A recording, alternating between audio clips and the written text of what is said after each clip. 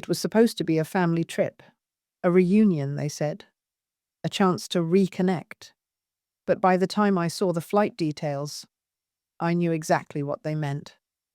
My name is Doris. I'm 74 years old, and for the better part of the last decade, I've lived in the quiet shadows of my family. I babysat when needed, kept quiet at dinners, sent cards nobody opened, and nodded politely when they made plans without me. But this time, felt different. It was my daughter-in-law, Lynn, who called me. Her voice was sugary sweet, the kind that leaves a strange aftertaste. "Hi, Mum. We're planning a family getaway, kind of a reunion/vacation. The kids have been begging for a break, and we thought it would be lovely to have you join us." I paused. It had been years since I was included in anything that didn't involve watching their dog or dropping off casseroles. "That sounds lovely," I replied cautiously. "Oh, good. We already booked the flights. All you have to do is pack. We'll send you everything you need. No stress at all. Just be ready on Friday." I should have known then. But a part of me, some naive sliver still hoping to be wanted, felt warm. Maybe they were finally trying. Maybe I'd be part of something again. A memory, a photo album, anything. That night, I got an email titled "Itinerary Family Reunion" from a travel agency I'd never heard of. I clicked it, expecting a flight with my son and his family, maybe even seats together. Instead, what I saw stopped me cold.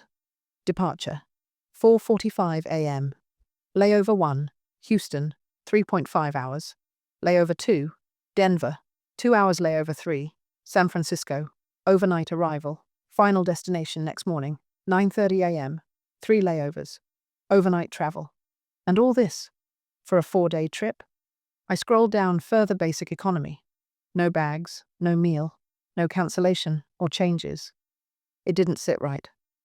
I checked the other email Lynn had forwarded, which included the address of the hotel and a list of the family's confirmed check-ins.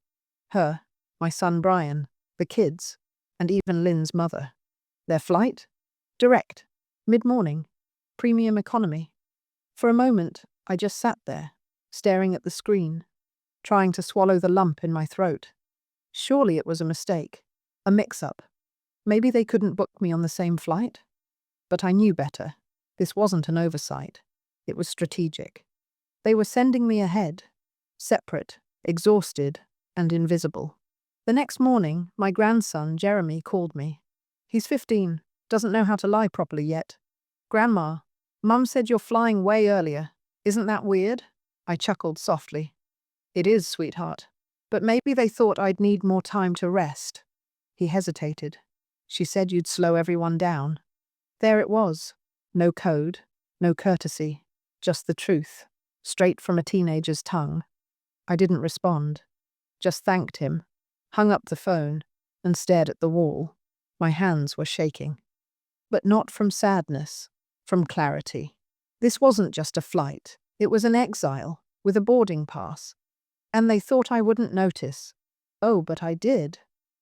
By the next afternoon, I had pulled out my small maroon suitcase and laid it open on the bed. Half packed, half stalled. My hands paused over a pair of orthopedic sandals, and something about placing them neatly into the corner of the case made my chest tighten. They didn't want me there. Not really. I wasn't invited to be part of the fun or the memories. I was booked separately, early and out of sight, like luggage they didn't want to carry. Still, I told myself, maybe there was some logical reason. Maybe it was cheaper. Maybe the flights sold out. So I did something I hadn't done in years. I called the airline myself. "Thank you for calling Sparrow Air. This is Daisy. How can I help you?" "Hi, sweetheart," I said with the most pleasant tone I could summon. "I just wanted to confirm my upcoming itinerary. My name's Doris Langley. I have a flight this Friday morning with layovers in Houston, Denver, and somewhere else, I think." I could hear her typing quickly. "Yes, ma'am. You're booked on flight 142 with connections through Houston, Denver, and San Francisco. You're in basic economy. No checked luggage, no seat selection, non-refundable, non-changeable. She paused. Are you aware you're on a 19-hour travel plan? I bit my lip. Yes, I see that now. I thought I might be on the same flight as my family. Let me check. Do you have any of their names? I gave her my son's name, Brian Langley. Then Lynn. Then Jeremy and Ava, the grandkids. Another pause. Click. Click. Oh, they're flying out at 10:15 a.m. non-stop to San Diego. They're in premium economy, upgraded cabin, meals included. And it looks like they used the same group booking account. Group booking account. They booked themselves together. And me. Separately. I thanked her and hung up, the phone slipping slowly from my hand like it had turned to ice. I sat on the edge of the bed, numb. The suitcase lay open before me like a coffin. Why go to such lengths to make me feel so small? I closed my eyes, and in that heavy silence, I started to remember. Memories I'd buried. Like last Thanksgiving, when they forgot to pick me up. Lynn had said traffic was awful, and by the time they got there, they were too full for dinner anyway. I'd eaten a microwaved turkey sandwich on my porch. Or the birthday where Jeremy hugged me in the hallway and whispered, "Mum says you talk too much, but I like your stories." Or when Lynn had half joked. Half, at brunch. I don't know how you survived this long without a filter, Mum. You say things that make people so uncomfortable. They didn't want me with them. They wanted me. Near enough to check a box, but far enough not to disrupt their curated life. I wasn't family. I was a formality. A piece of old furniture too large for the new apartment. But I wasn't angry yet. No, not yet. That came later, after I found the voicemail. I'd been searching for a hotel confirmation Lynn said she sent when I noticed an audio file in my texts, probably sent by accident. I hit play. My son's voice filled the room. It'll be easier this way, trust me. She gets in first, probably too tired to join anything. We'll say we tried. She'll stay out of the way. Then Lynn chimed in, laughing. Worst case, she gets stuck at some airport. She won't even know who to ask. Silence. Then Brian said it. The words I'd never forget. She's old, not stupid, but she's close. Something in me snapped. Not all at once, not loudly. Just a clean, sharp split, like a cold wind through a cracked window. They had made a grave mistake, because I wasn't stupid. And I certainly wasn't going to fly halfway across the country on 3 layovers, just to be discarded quietly at baggage claim. The next morning, the suitcase was still open on my bed, but I had stopped packing. Instead, I was seated at my kitchen table with a mug of black coffee and a small notepad. On it, I had scribbled one word, over and over: dignity. That was what they had taken, not my seat, not my schedule, my dignity. But I wasn't going to beg for it back. I was going to take it, quietly, decisively, and with grace. I flipped the page and wrote out a list, not of what I needed to bring, but what I needed to do. The first thing on it, call the airline again. This time, I didn't pretend to be clueless. I gave the agent my details, confirmed the itinerary, then asked the question that changed everything. Is there still a seat available? On flight 1703? The direct flight, the one the rest of my family's on. Yes, ma'am, she replied. Actually, we have one seat left, in first class. How much? I asked. She gave me a number that made my chest tighten, but not from fear. I had the money, I just hadn't used it. For years, I'd been the family fallback, always saving, always available. It was time I used a bit of it. For me. I'll take it, I said. I cancelled the 3 layover journey they'd thrown at me like a bone to a dog. Non-refundable? Fine, let it rot. That seat could stay empty like the promises they'd made. And then I made 2 more moves. First, I booked a private car to the airport an hour before their scheduled ride and through a different terminal entrance. They wouldn't even know I was there. Second, I logged into the old joint credit card account my son had begged me to co-sign years ago, back when they were struggling. I'd left the card alone for years, never used it, but my name was still there. I still had admin access, and they'd used it for all their trip expenses, flights, hotel, car rentals, excursions. They hadn't even bothered to change the password. I didn't touch anything. Yet. But the seed had been planted. That evening, I packed again. This time, with purpose. A linen blouse I'd saved for something special. A book of poetry.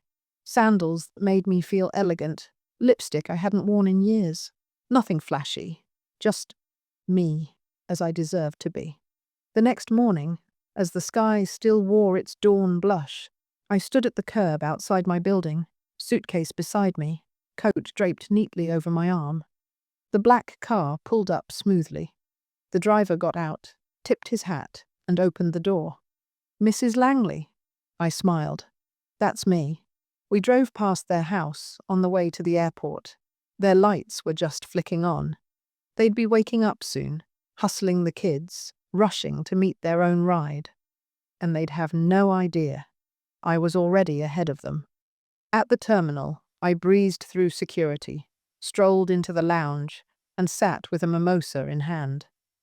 I looked out the window, watching the clouds shift over the wing of the plane I'd soon be boarding.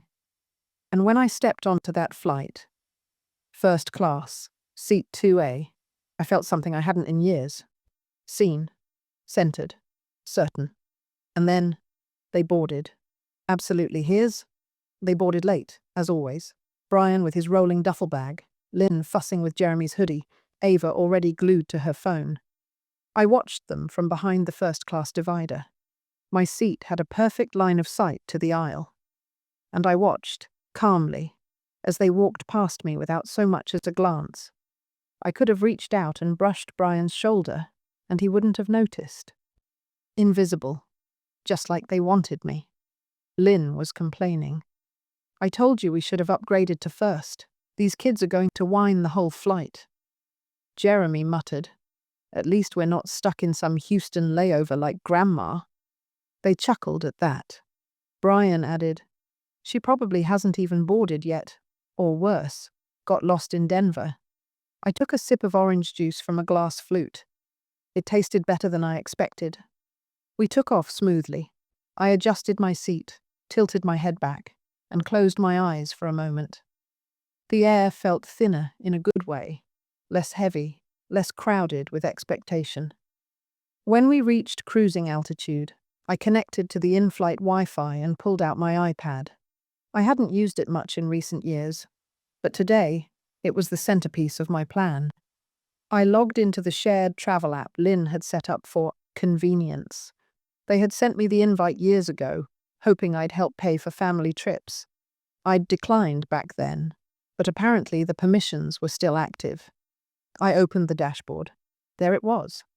Trip name: Family Reunion San Diego, Hotel, Golden Vista Resort, 3 oceanfront rooms, excursions, beach picnic, yacht tour, spa day card on file, the joint account. I stared at the screen for a long time, then tapped the credit card section. Still active, still in my name.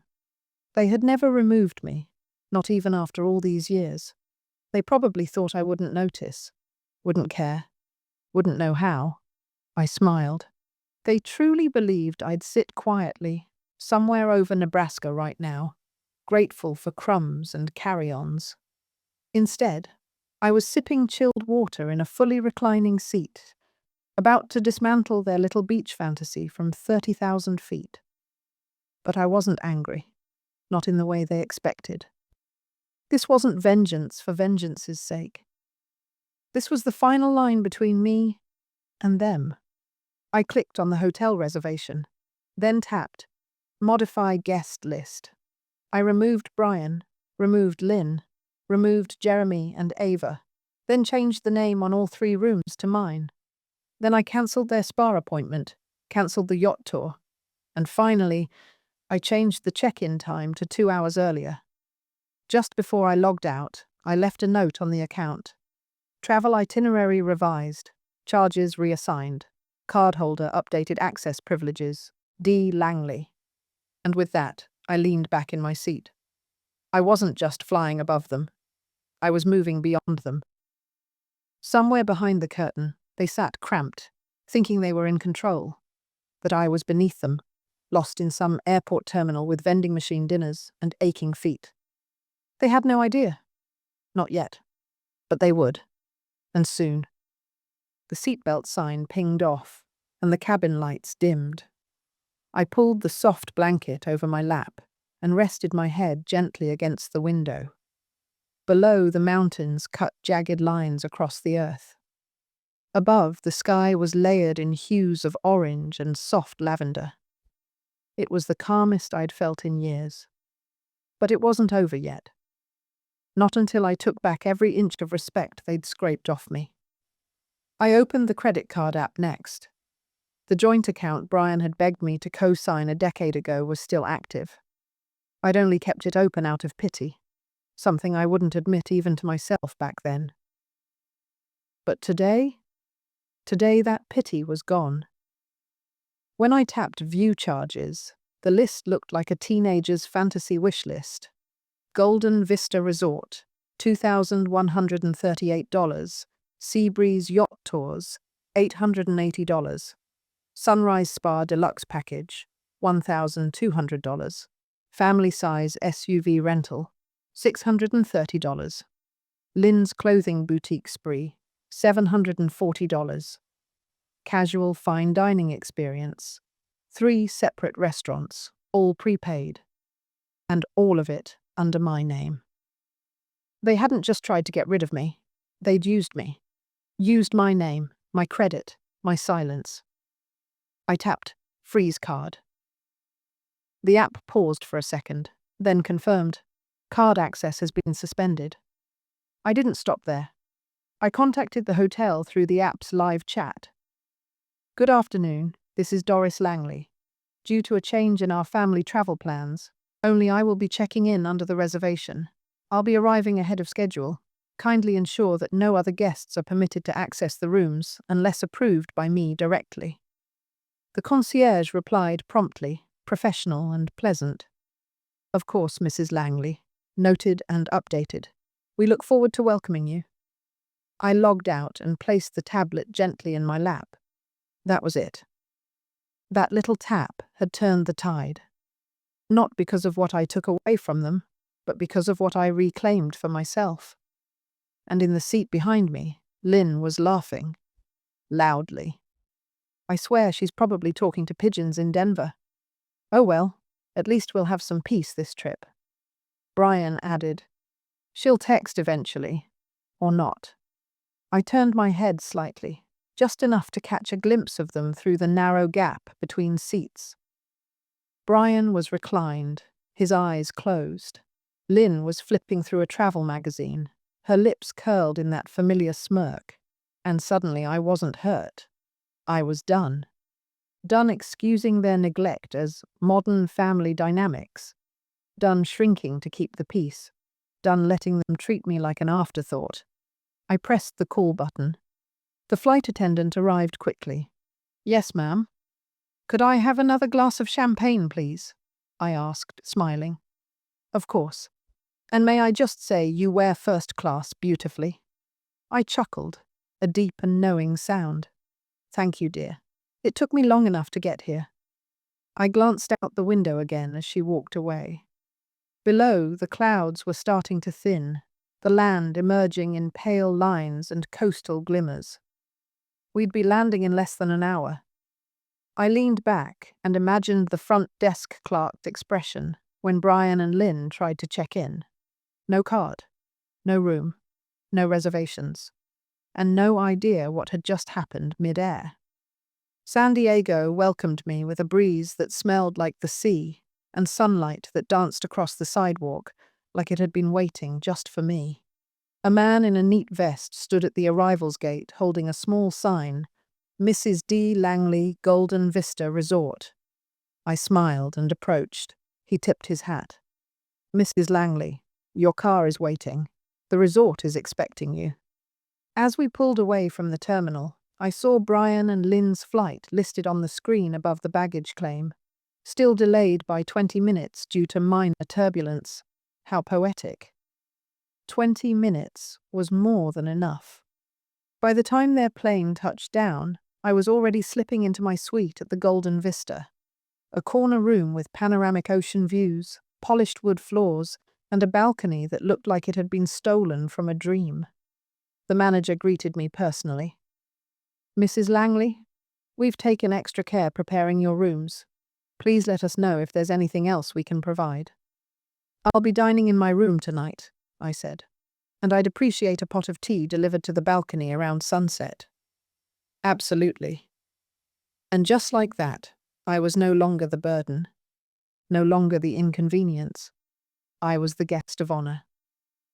At 4:12 p.m., I settled into the lounge chair on the balcony, soft jazz humming from the speakers, and watched the waves roll in. At 4:27, I heard a distant commotion below. I stood slowly and looked over the railing. There they were, Brian, Lynn, Jeremy, and Ava, arguing with the front desk. Lynn's voice, sharp and rising, carried upward. What do you mean the reservation was changed? We made these bookings months ago. The clerk remained calm. Ma'am, we've confirmed that only Mrs. Langley is listed as a guest under this account. The card on file was frozen mid-flight. Unless you can provide a new payment method, we're unable to check you in. Ava groaned. Jeremy sat on one of their suitcases and buried his face in his hoodie. Brian pulled out his phone, tried to dial. I assumed me, but I'd already silenced their numbers. They were stranded, not in another airport, not lost in Denver or stuck in Houston. They were stranded right in front of me. And I had the view. My tea arrived on time, chamomile with a hint of honey. I lifted the delicate porcelain cup to my lips and smiled as I watched Lynn pace and flail her arms at the front desk manager like a wind-up doll wound too tight. Down below, Brian looked up. His eyes scanned the hotel. I could tell he was trying to spot me. For a second, I wondered if I should step back into the room, hide the moment. But I didn't. I stood still, holding my tea with both hands, gaze steady and unblinking. He saw me. His jaw clenched, his mouth opened slightly. Lynn turned to follow his gaze. Her face paled. And I raised my cup gently in a toast, a silent one, to all the years they pretended I was invisible, to all the holidays I spent in silence, to every accidental insult masked as humor. I toasted to that, then turned and walked slowly back inside. They didn't knock right away. It took them another 2 hours to find a temporary solution, a dusty roadside motel 6 miles away, with no ocean view, no working AC, and no memory foam anything. The front desk staff offered them bottled water and a sympathetic shrug. By then, I had already finished dinner, grilled salmon, roasted vegetables, and a slice of lemon tart I hadn't planned to eat, but did, slowly and deliberately. At 9:15 p.m., the knock came. 3 hard taps on the polished door. No hesitation, no grace. I let it sit, let them stew on the other side, imagining me packing, or panicking, or ashamed. Then I opened the door. Lynn stood there, arms crossed, nostrils flared. Brian behind her, red-faced and rigid. Ava and Jeremy lingered near the elevator, whispering. "Mum," Brian said, voice tight. "What the hell is going on?" "Hi, Brian," I said softly. "Lynn." They pushed their way in like it was still their house and not my suite. Lynn marched toward the balcony, arms waving. "You cancelled everything. You used the travel app, didn't you? You froze the card." "Yes," I said calmly. "I did." Brian's voice cracked with frustration. "Why would you do that to your own family?"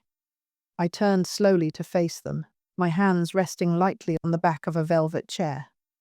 "You didn't invite me here as family," I said. You sent me ahead like a package you didn't want to carry. You laughed about it. You made jokes about me getting lost. You used my name, my credit, my kindness. Brian opened his mouth, but I raised a hand. I heard the voicemail. I know what you said. Lynn rolled her eyes. You're blowing this out of proportion.